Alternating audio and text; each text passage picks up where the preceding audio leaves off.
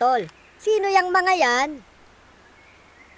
Di mo kilala, yan ang presidente ng Pilipinas. Talaga? Eh, anong ginagawa nila dito? Nag-e-inspection kasi meron daw ditong ghost project. Ha? Di ba nila nakikitang nagtatrabaho tayo dito?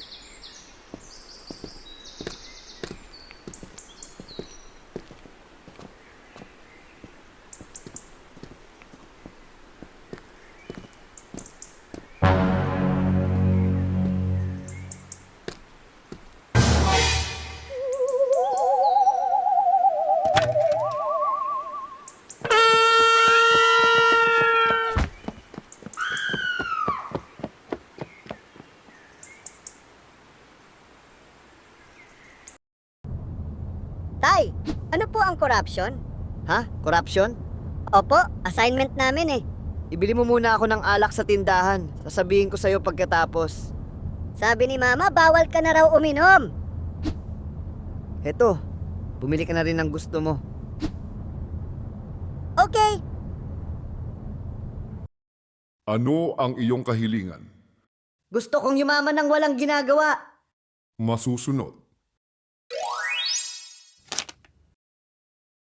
Ano to?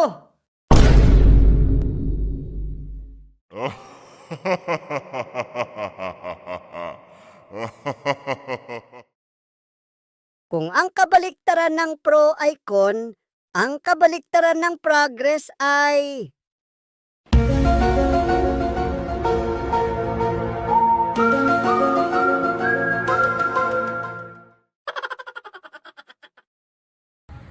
Long, bakit galit ang magnanakaw sa kapwa magnanakaw? Bakit?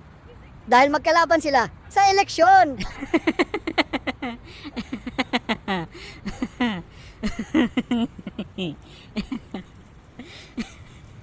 Labas ako dyan.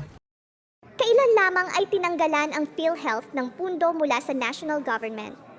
Kung ikaw ay mananalo ngayong eleksyon, ano ang magagawa mo upang maiangat ang kalidad ng kalusugan ng mga Pilipino? Kung ako ay mananalo, gagawa ako ng batas. Gagawin kong bawal ang magkasakit. Hindi mo na kailangan pumunta sa ospital kasi makukulong ka eh. Pre, sinong hayop ang nanalo sa inyo? Nanalo yung ibon, pre. Nasaan na siya ngayon? Ayun oh, kanina pa yan dyan. Ayaw bumaba. Eh sino naman yung nanalo sa inyo? Yung buhaya. Nasaan na siya ngayon? Ayan oh, Nasaan? Ba't wala akong makita? nasa ilalim ng tubig, natutulog. Busog na siya kasi. Congressman, hawak namin ang anak mo. Kung gusto mo pa siyang makita ng buhay, magpadala ka ng 1,000,000 ngayon din. Huwag ninyong saktan ang anak ko. Magwi-withdraw ako ng 2,000,000 ngayon din.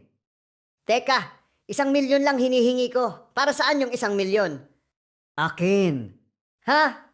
Kickback ko yan, syempre.